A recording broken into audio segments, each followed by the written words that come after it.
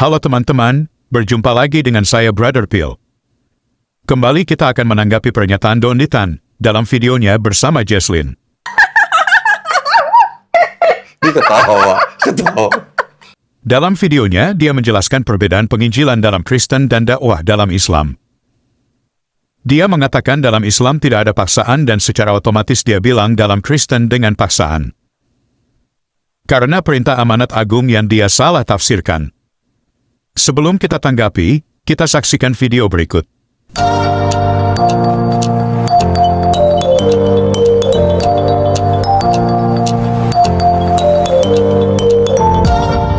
Bedanya gini, sekarang kalau tadi Jesslyn cerita, kan agama Kristen kan ada perintah nih, amanah agung. Karena itu pergilah, jadikanlah semua bangsa muridku. Baptislah mereka dalam nama Bapa dan Putra dan Roh Kudus. Walaupun itu ayat tidak asli ya. Iya, sisipan. Di dalam Islam, kita hanya diperintahkan apa? Sampaikanlah, walaupun hanya satu ayat. Dan di dalam Islam, tidak ada paksaan. Kita hanya menyampaikan, tidak ada paksaan. Tapi kalau Kristen gimana? Kalau belum dibaptis kan belum kelar. Belum. Nah, itu bedanya. Ya belum menerima saya, dia masih itu beda pas kita deketin kan. Gitu. Donnie Tan menggiring opini orang seakan-akan dalam kekristenan mengajak orang dengan paksaan, padahal pada prakteknya tidak ada. Logikanya begini. Jika kamu memaksa orang masuk agama kamu, dan hatinya tidak tulus ikut, apakah orang itu akan diselamatkan meski secara fisik dia masuk gereja? Apa gunanya memenuhi gereja dengan orang-orang yang hatinya tidak ada di sana? Kekristenan tidak mengajarkan banyak-banyakan. Bahkan Yesus katakan banyak yang dipanggil tapi sedikit yang terpilih. Mari kita lihat perintah Yesus saat memerintahkan muridnya ketika mengabarkan Injil, apakah dengan paksaan? Markus 6 ayat 10-11. Katanya selanjutnya kepada mereka, kalau di suatu tempat kamu sudah diterima dalam suatu rumah, tinggallah di situ sampai kamu berangkat dari tempat itu. Dan kalau ada suatu tempat yang tidak mau menerima kamu dan kalau mereka tidak mau mendengarkan kamu, keluarlah dari situ dan kebaskanlah debu yang di kakimu sebagai peringatan bagi mereka. Jadi, dalam ayat ini tidak terlihat ada paksaan di sana.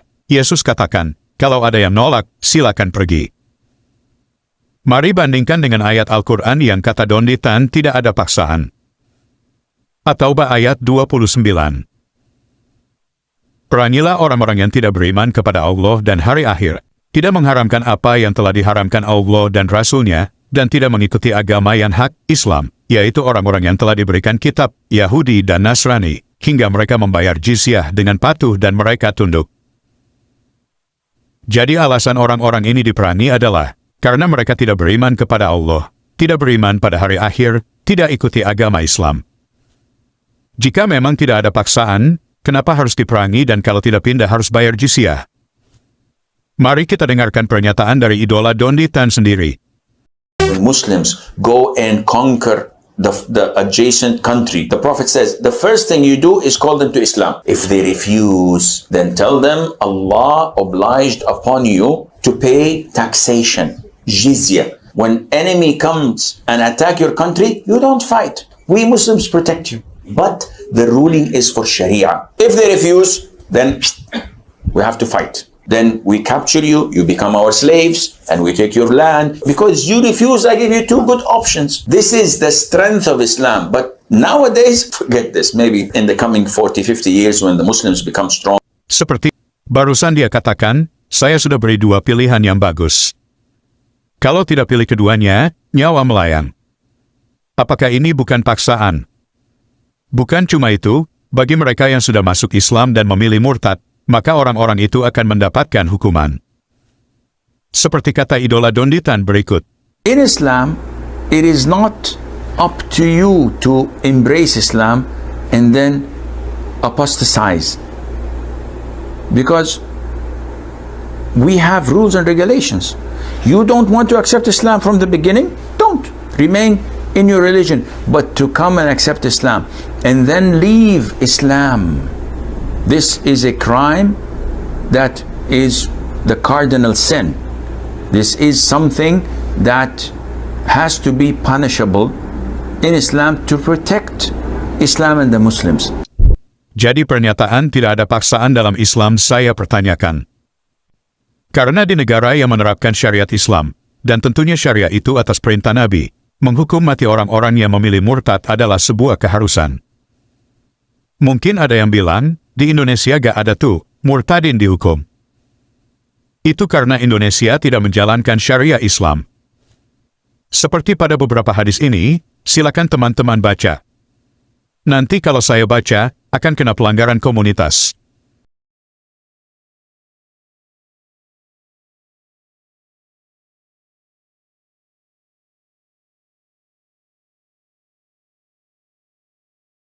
Oke teman-teman, demikian tanggapan kita terhadap pernyataan Don Ditan.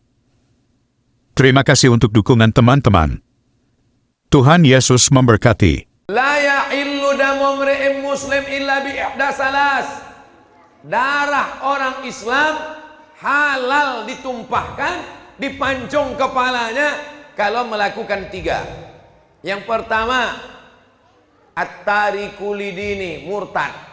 Orang yang murtad hukumnya dihukum pancung mati. Kalau ada orang murtad, tangkap, pancung kepalanya, mati.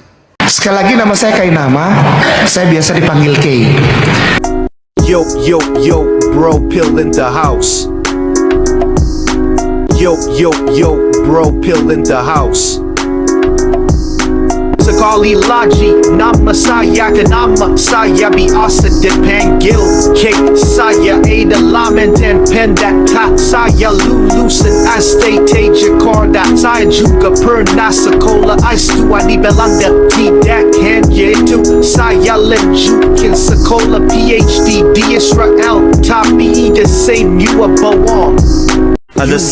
Dia adalah seorang pendeta sebelumnya yang menjadi mu'alaf dengan nama pendeta yaitu Agustinus Christoffel Kainama. Ya. Kemudian ketika beliau berganti agama menjadi Islam, menjadi seorang mu'alaf, beliau mengganti namanya menjadi Ahmad Kainama. Beliau adalah seorang pendeta yang berpendidikan tinggi, yang bersekolah di S1 di Sekolah Tinggi Teologi Jakarta. Kemudian beliau melanjutkan S2-nya di Leiden University, Belanda. Kemudian tak sampai di situ, beliau terus meneruskan pendidikannya di S3 di Tanakh Biblical Studies, Haifa, Israel, dengan mengambil bidang minat Holy Scriptural Biblical. Sekali lagi, nama saya Kainama. Saya biasa dipanggil Kay. Saya adalah mantan pendeta. Saya lulusan STT Jakarta. Saya juga pernah sekolah S2 di Belanda. Tidak hanya itu, saya lanjutkan sekolah PhD di Israel. Tapi the same you are bohong. Tapi the same you are bohong. Ha ha ha. Aku bukan mantan pendeta, tidak pernah sekolah keluar, aku tidak pernah sekolah teologi, tidak pernah tahu apa-apa.